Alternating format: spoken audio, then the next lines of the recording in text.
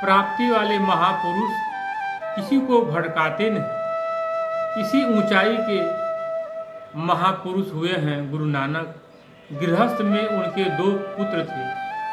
ज्येष्ठ पुत्र श्रीचंद जी त्यागी महापुरुष हुए। यह अविनाशी जी के शिष्य हुए। उन्हीं से उदासीन संप्रदाय का गठन हुआ। इसका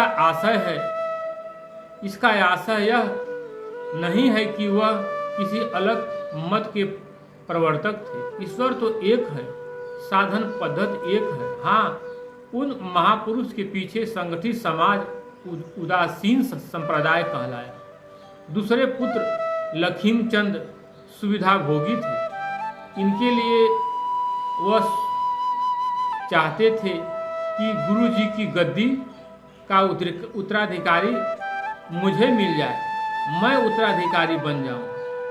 गुरु को उनकी भाव भंगिम से उनके मंतव्य का पूर्वाभास हो गया था।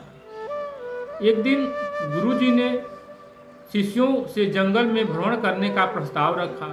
कड़ाके की ठंड में सब भ्रमण कर ही रहे थे कि एक लकड़हारा सिर पर लकड़ियों का भारी भरकम गट्ठर लिए घिसट रहा था।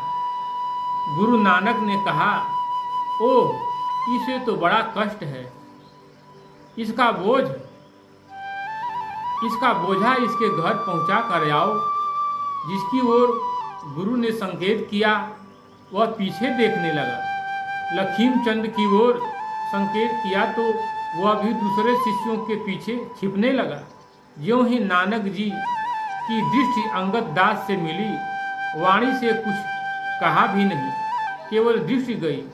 वह तुरंत समूह से आगे निकले, साधर मत्था टेका और लकड़हारे से उसका बोझ तुरंत अपने सिर पर ले लिया, क्योंकि वह सहज सेवा लेने को तैयार ही नहीं हो रहा था। अंगद दास ने उसे घर पहुंचाया और लौटकर पुनः गुरु चरणों में नमन किया। सायंकाल गुरु नानक ने भक्तों की एक सभा बुलाई और बोले, देखो, यह गद्दी भोगने के लिए नहीं है, दूसरों के लिए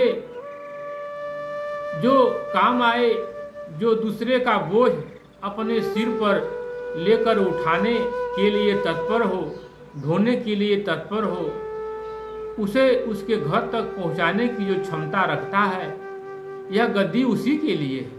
आज से अंगद दास जी इस गद्दी के उत्तराधिकारी हुए और तुम सबके गुरु हुए। उन्होंने नारियल बतासा रखकर अंगद दास को चादर अर्पित किया और भ्रमण करने के लिए मक्का मदीना की ओर चल दी। गुरु ने पुत्र की उपेक्षा कर योग्य उत्तराधिकारी का ही चयन किया। मनुष्य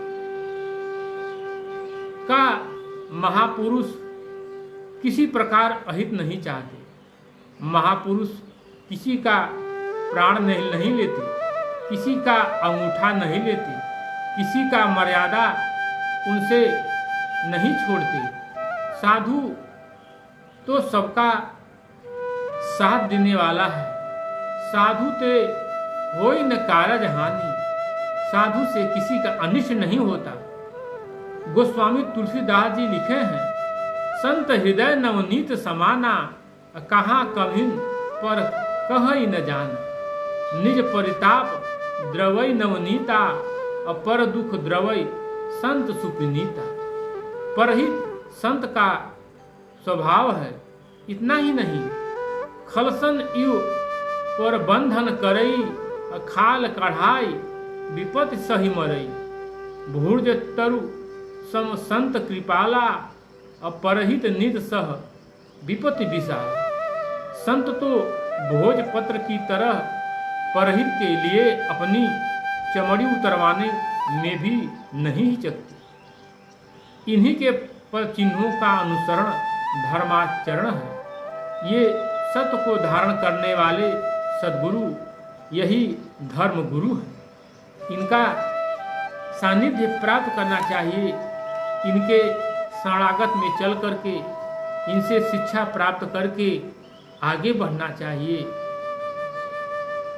यही हमारे लिए कल्याण है और उनके बताए हुए रास्ते पर चलकर हम अपने आत्म कल्याण कर सकते हैं, अपना उद्धार कर सकते हैं।